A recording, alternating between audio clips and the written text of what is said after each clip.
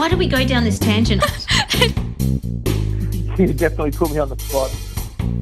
Welcome to Why Cult ID, the youth cultural identity program by young women discussing current issues and gender disparity in the sound production industry. Be the one who made the collective vision come to fruition. Brought to you by the Department of Communities and Justice, River FM and the Art House. It's a long way to the shop if you want a sausage roll. Oh! Yeah. Hi, you're listening to River FM. This is Janelle, and today we're not coming to you in the capacity of the Art House. We are Y Cult ID, that's Youth Cultural Identity, brought to you by the Department of Communities and Justice, River FM, and me. I've got a participant with me later, and I'll introduce Holly. Hi, welcome back to Y Cult ID. This is Janelle, and I'm here with Holly. Hi, Holly. Hi. How are you? I'm good. That's good. And you're doing the Y Cult ID project as a young woman to address the gender disparity in the sound production industry. Holly is kindly going to back announce our songs for you. Please do so. So we have just played for you Is It Worth Being Sad?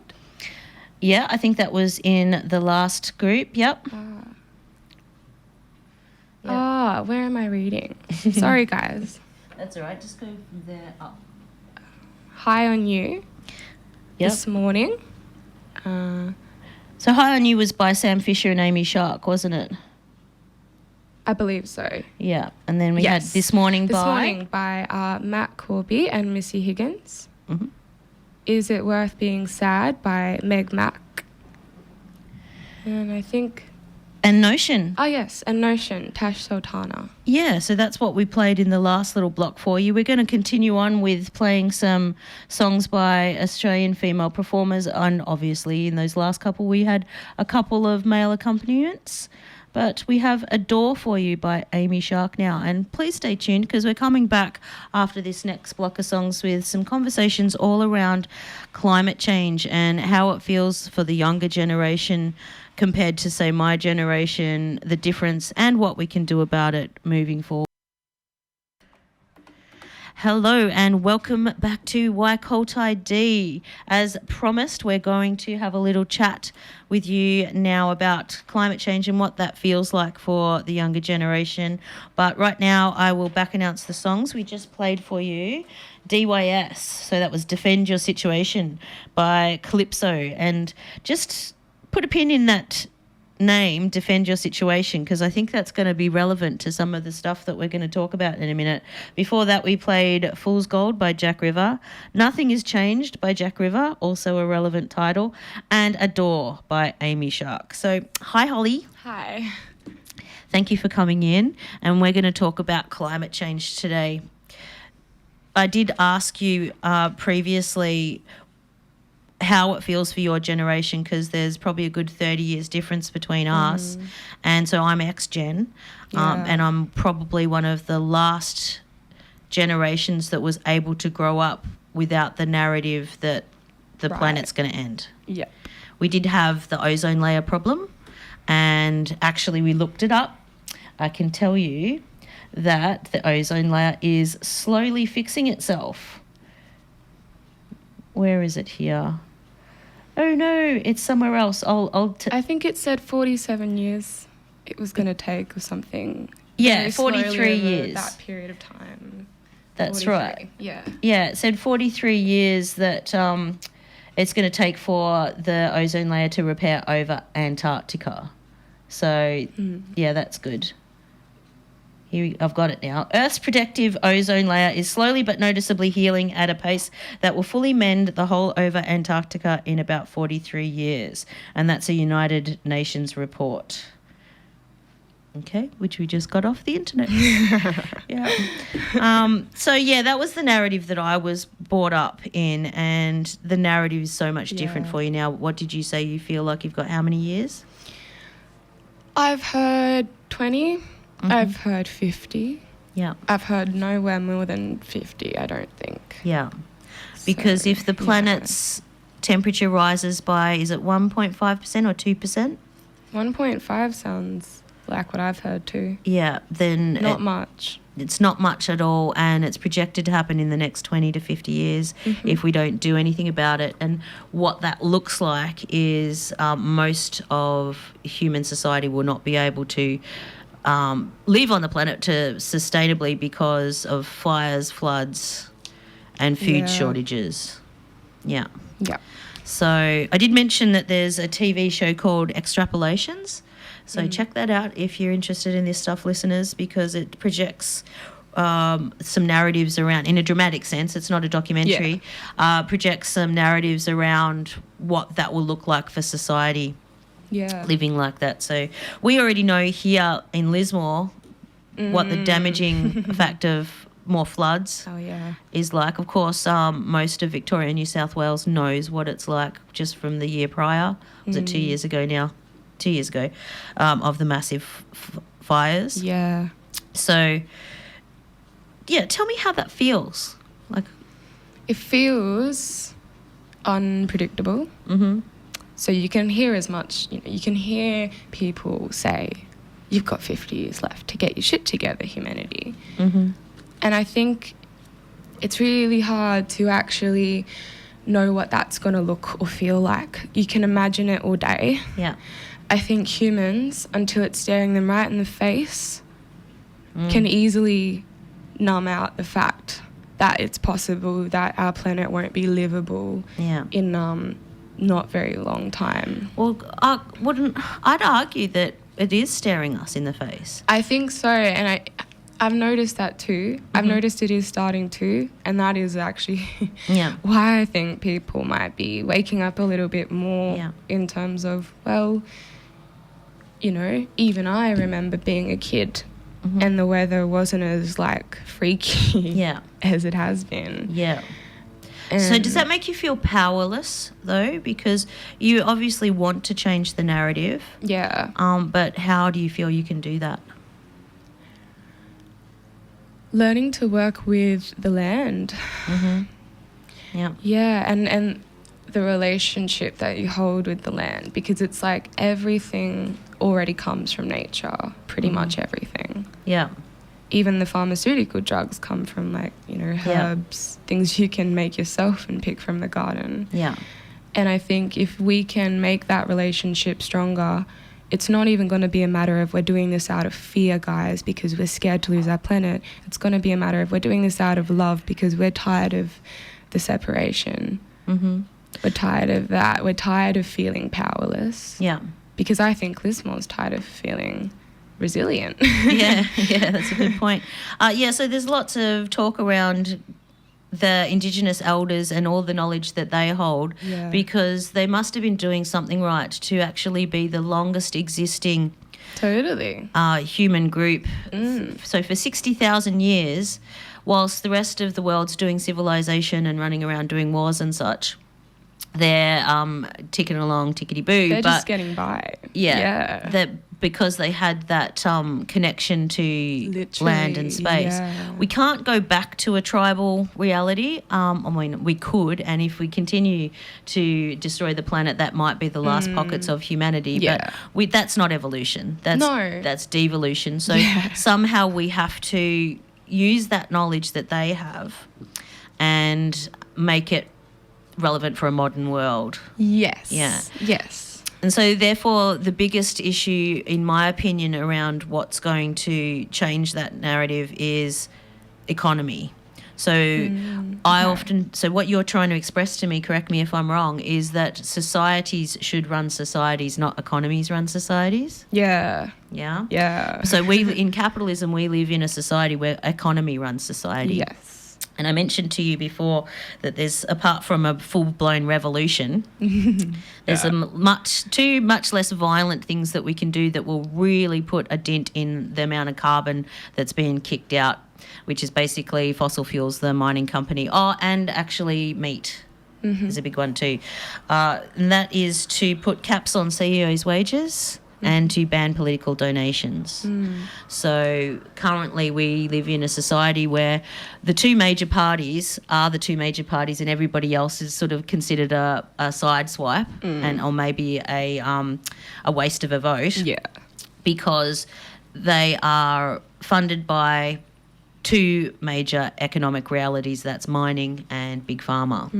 So if you think about it, whilst we democratically elect our politicians to represent us, the truth is that they are also representing their bosses, the people that pay them, and the people that pay them are those mining companies and big pharma. So be aware of that when you go to the polling booth because, with the exception of an Arab Spring, where I, having been there, witnessed 1 million people overthrow a corrupt government with tanks and stuff, which is not fun. No, nobody really wants a revolution.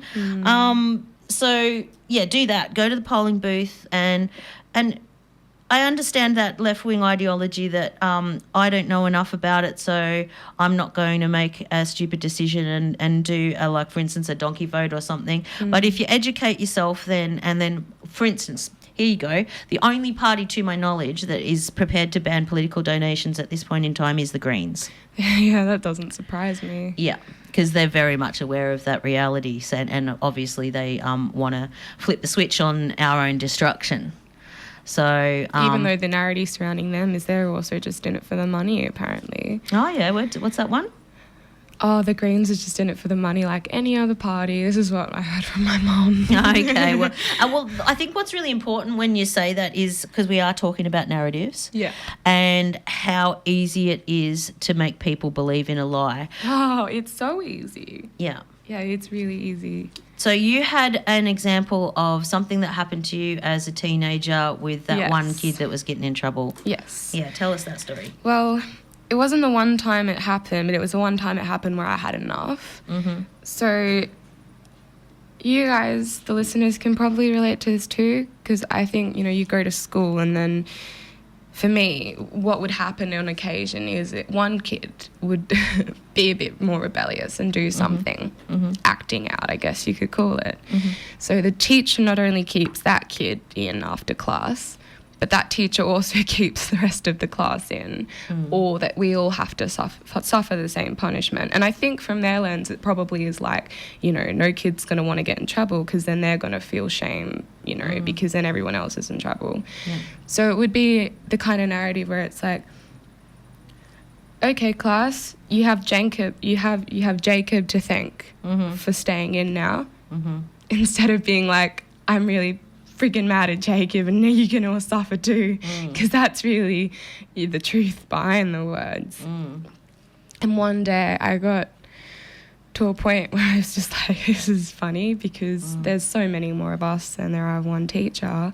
They're not going to put us all in detention. They're not going to expel us all because that'd be a big chunk of their percentage gone. That won't happen. Yeah. So what they do is they put fear into kids so that they won't do that. Yeah. So I stood up one day and I didn't have any expectations. I just turned to my class and I was like, if you guys follow me, they can't actually put us all in detention. And they knew that though. They'd probably thought about that themselves. They were still just scared, and I was scared doing it. Yeah. But I was also really tired of teachers not taking ownership for their own actions because it's so easy to put blame on someone else. Did the rest of the class follow you out? I think my friend followed me. So just two of you? Just two of us. Yeah. And we just sat. The teacher didn't really... It wasn't... I was a bit dramatic about it because I was done. Yeah. I was just like, no. And I think people, and this is fair enough, just didn't want to bother. They were like, no, Holly, we're in school. We're just going to stay here, dude. Right. But I was thinking from a lens of like, you guys really need to like see where I'm coming from because you're all really powerful. Yeah. And so the reason I loved that story, Holly, was because I've mentioned to my listeners before that in my warehouse there used to be a cartoon on the back of the toilet, which was the all these ants and the grasshoppers are up on stage, and the bubble was if these ants ever figure out they outnumber us 1,000,000 to 1, we're effed, you know? Yeah. And so that is that revolution narrative, but also, for instance, when they talk about the trickle-down effect, the government will often do this when they're talking about that 10 or 1% of people who own 90% of the world's wealth. And these are your mining magnates and your big pharma and those type of people. Yeah. Gina Reinhart, for instance, is a great Australian example. So they do know the narrative that the planet is dying, but they don't care. Their money is more important to them than that. And they do things like confuse the rest of the public by saying, the trickle-down effect with the economy, if it wasn't for the rich people at the top of the food chain passing the money down, then the food chain would collapse. And it's all the people on the dole's fault for being lazy. Yeah. Right? Where the reality is the people on the dole are getting such a tiny percentage of those billions of dollars that it's not even a drop in a bucket. Microscopic. Yeah. Yeah. And that all the money that the middle class are making is actually being fed up to the top class. So that's one perfect example of how a narrative can be shifted to suit the powerful. And and I spoke about how the ozone layer was something that we were concerned about when I was a kid. It wasn't that, if we don't fix it in the next 10, 20 years, we're all going to die. So it wasn't a fear-based thing. It was fear-based, but it wasn't like, it's a human extinction event. End of the world. Yeah. Right? Gotcha. But then once the scientists started to realise that the amount of carbon being put into the air is actually changing the temperature, and then extrapolate what could potentially happen, something very interesting happened. And this is probably going back to the 60s and 70s. And so there's a thing called the Tobacco Player's Handbook, right? Okay. And so in the 50s, from the 20s to the 50s, right, people thought smoking cigarettes was good for you. Yeah. Right? Yeah, there's actually ads about it and everything. Yeah, doctors would recommend it. Yeah. And it was around the 40s and the 50s that the tobacco companies actually knew that it was killing people. And it was up until, I think it was the late 70s, early 80s.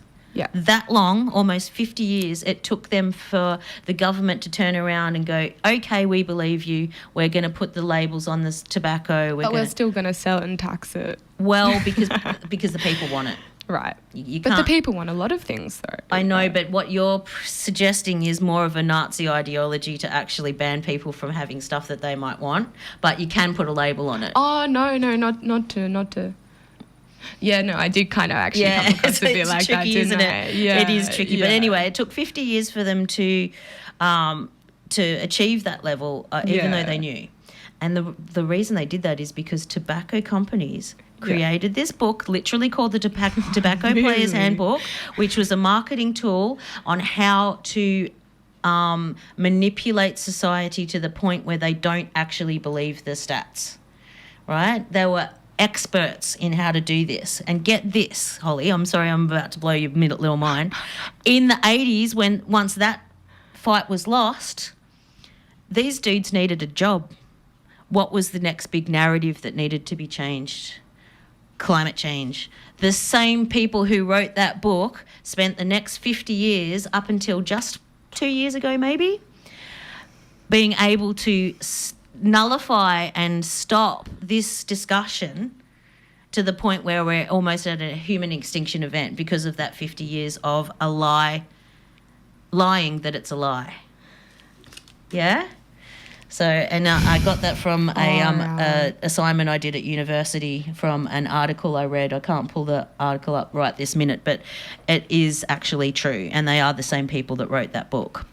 That's scary. I remember when I was about 12, I went to a conference with my father that was about climate change, about the ozone layer, and it was one of these people that was employed by that company, so probably the mining companies, to go around and tell people that these are the statistics on what climate change looks like, and this has happened before and it'll happen again. It happened to the dinosaurs. It happened during this period, and that's just what's happening now. And it's not. Yeah. And it wasn't, and it was a lie. And I walked out of that going, oh, yeah, those hippies, they don't know what they're talking about, Dad. you know? Right. Yeah. Yeah. So, I've been on both ends of that spectrum, hey. yeah. Yep. Yeah, well, what do you mean? Like, I've come from... You'd think I would have come from the aspect of being like, you know, that's not true because we've had ice ages and we've, you know, basically but I did the opposite happened a bit with me. Yeah. And I'm not in that like place of like denying. I'm not a climate change denier. Yeah. I'm curious about it. I'm really curious about it. Yeah, so at one stage you were thinking, well, if it has happened again, and before then and will happen again. I wondered to myself too, I'm like, have we been here long enough to have documented the timeline of the world? Because we're very smart species. We can actually go back in time and figure out a lot of things. But there's only a certain point of that history we can really go back to. There's a lot behind that too. Yeah. And I think, like I was saying before, climate change isn't black and white. And there's two very black and white narratives happening of this is meant to happen because the world has climate change. You know, we've had ice ages, fire ages, guys. And, you know, everyone's meant to just be like, oh, okay, then this is normal. Let's accept that fate. And then there's the other really black and white narrative of humans. It's all your fault. You are effing up the planet. Well, and is it in our nature? So here's a really That's a good question. And here's a really left-wing, not left-wing, left-of-field thought that, is this the first time we've done this? You know, I've wondered that myself. Have we done this before? Some people think we did it in Mars. Yes, right. And this is the new Mars or something. That's why we're trying to return to Mars and how many planets throughout millennia. We love theories as humans. Yeah, but I also like theories because I think there's always a seed of truth. Yeah. Even if it's not exactly what the theory is, I think people's theories always do have some relevancy of truth in them. Yeah. And you get to take out of that what you will. And I think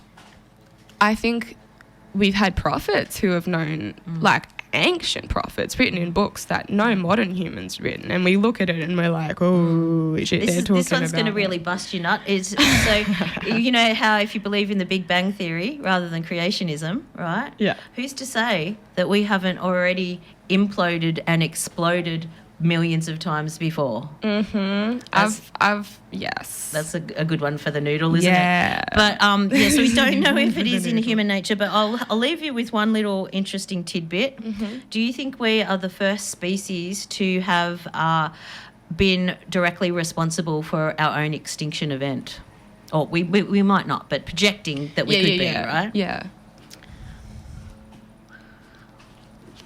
Because obviously the dinosaurs went extinct, but it wasn't their fault. No, that was an asteroid's fault, wasn't it? They think so, yeah. They think so. Yeah. I think, yes, to a degree. Yeah. Well, you're wrong. Guess what? There was a bunch of amoeba, of bacteria, that procreated so much that they farted themselves out of existence. They caused a global warming heating event that destroyed the whole species. Wow. Yeah. But maybe that is also life being like, you know, destruction before creation. Because that bacteria, was it bacteria you're talking about? I think so, yeah. It was like it covered the ocean. Yeah. So there's still probably remnants of that energy. Oh, yeah. You know, and so I think even if humans, even if we like pull the plug and we're just like, goodbye humans. Yeah. It's sad for us, but it's also like, what if that is life's way of being like friggin' destruction before change? Because our beautiful planet that we live on, our sometimes really dark, scary planet that we also live on, has gone through multiple evolutions. It'll be fine. And multiple changes. Yeah. Look at the fungal network systems in the ground and just how friggin' strong and resilient they are. So even if it takes millions of years until the world comes to more of a ecological balance, it will. Yeah. I think humans are only going to destroy our world, but not the world. Couldn't possibly.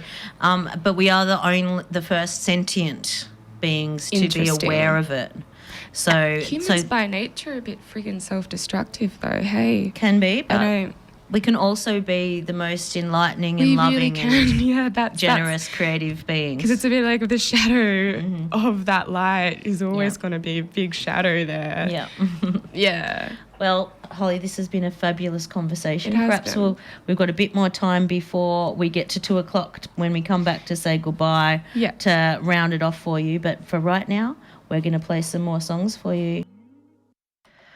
Hi, welcome back to Why Cult ID. This is Janelle and Holly. And just then we played for you quite a lot of songs, but I guess you probably needed it after our big rant before. That song there was Hope by Hope D, Hate Goodbyes. Previously, also by Hope D, we had Swim, Ripple by Sicko, Flume and Chrome Sparks. Also by Sicko, Dribble, and Black Cloud by Mercy Mercy, kicking off with Into You by Mercy Mercy. So that has been our show for today. Thank you for coming along, Holly. Thank you for having me. I really loved our conversation about climate change today. Me too. It made me both equally and in a polar sort of way excited and scared. Yeah. I guess that's what climate change feels like for Yes. everybody. Yeah. Yeah. Yeah. What do you think that your generation can do just from a grassroots level to be able to try and combat the climate change discussion? I had this discussion with my friend and she goes, well, I recycle. That's one tiny little thing. Yeah. But- yes, recycling's a thing. But then it's like, where is the recycling ending up? I don't even know that. So I think education. I think educating ourselves to the best of our own abilities, you know. Yep. Like, we're not superhumans. We only can do so much. But education, I think, is the biggest one. And knowing where your source of information is coming from, especially after you talked about, is it the Tobacconist Handbook? Yeah. Yeah, that made me realise we need to stop listening to politicians and actually listen to people who care. Yeah, so there's a whole nother show down the track and perhaps we'll have this one about AI and fake news and what that looks like for your generation. But it is so important to be able to check your references and find out that it's not fake news. Education is the perfect answer, and even on a level I'm not sure you've contemplated, but it turns out that if you educate women, they will have less children. And population is also an issue for climate change, because if you have some of the countries that are really going to struggle are like Africa. India's getting better because they have got a middle class now. Okay. So they are educating their women, but not so much in country India. But Africa especially is going to have so much population with so less food resources that we're probably going to see them suffer the most. They already are. Like, there's plastic in the streets and stuff. It's sad because, and look, this is a blanket statement, what I'm about to say. Yep. But that's all it is. And this is what I've heard someone else say. And it was an African woman. I'm not. Africa's a huge country, and I'm not quite sure Where? what part. I think Yep. Kenya. Yep. She's like, the Western world directly relies off of Africa and their resources, and that's something I really want to learn about too, because I didn't grow up with that narrative. I grew up with the narrative of Africa's really poor and suffering, and I'm sure in degrees that's true, because in degrees that's true in every country. But it's I think that is another thing I want to look into. Well, she may have been talking about slavery in the past, and that is true. The Western world did become very rich off that tragic history. And yes, there's probably areas of Africa that are massive food bowls. So one of the big conversations around that too, in regards to maybe not climate change directly. Actually, yeah, it is. Look, I'm sorry, I'm getting confused. But Karl Marx said it's important to be close to the means of your own production. He said that because of being worried about the Russian hierarchy and understanding that the way that people manipulate minds. So you may have heard we're only 6 meals away from revolution, for instance. And I've been in that situation where I couldn't get food because society was breaking down, and it is scary. So, but if you have a society where instead of through globalization, where we're creating these massive food bowls that do actually affect the planet negatively, and they have to have all this phosphorus and stuff put on them in order to be sustained that way, as opposed to fallow land in smaller farming principles. But so that's bad as well. And then you got GMO and all of that. Oh, yeah. But and then you got all the petrol that it costs to transport it from one end of the planet to the other and back again. Whereas if we had a model where we had every city, every building has to have its own hydroponic setup to feed those people. Also, I don't know if you're into it or not, but cloned meat, that'll solve a huge problem. Yeah, like P2 dish meat, or if we could I won't actually argue that it'll solve some problems, but I'm also wondering what kind of, because I think humans are cute, right? We try, we really try to come up with solutions, and a lot of the time it's a bit of a risk because we don't know how bittersweet necessarily those solutions. We don't know the can ramifications. For instance, you could have a factory that got affected by a bacteria that could actually kill people, and that's really scary because we're very vulnerable as humans, and we're also like we're never really guaranteed our own safety. But the thing that worries me a bit is the whole guinea pig aspect of society. That's been our evolutionary process since dot. So. That's what I think too. Yeah. Hey, I don't think it's actually a new thing. I think that's been in play for a really long time. Yeah. But there are some solutions. So the practice of globalization was just exactly one of those experiments, right. And I think it's failed. Oh yeah. Yeah, and I don't think so from a nationalist point of view where I say, oh, Australia should have Australia's resources and everybody can get stuffed. It's not like that. It's we should actually think a lot more locally and act globally. So if, for instance, at the moment, all of the Northern Rivers food that gets shipped to Sydney goes to the markets, they get distributed to all of the restaurants and such, and then whatever's left over might come back through Woolies. And it doesn't make any sense. That's weird. Yeah, right? So that's why it's important. Little things that we can do, go to the markets, buy off the local producers. Yes. There's a great one on Thursday afternoons just before our next radio show. Yeah. Yep, so I like to get in there. I've got 1 hour between 3 and 4. Yeah.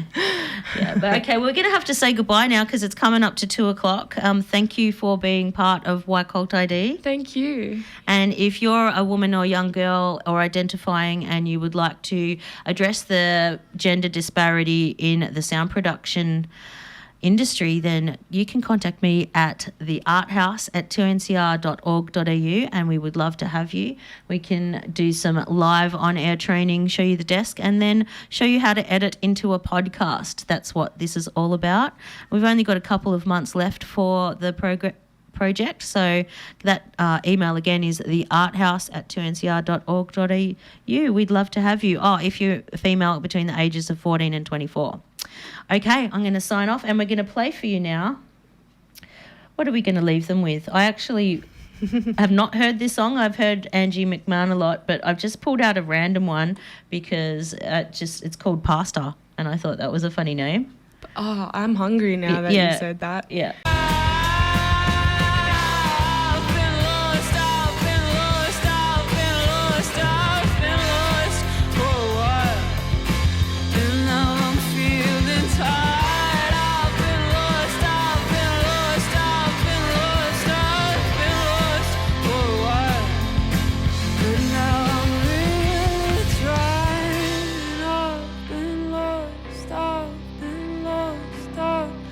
lost.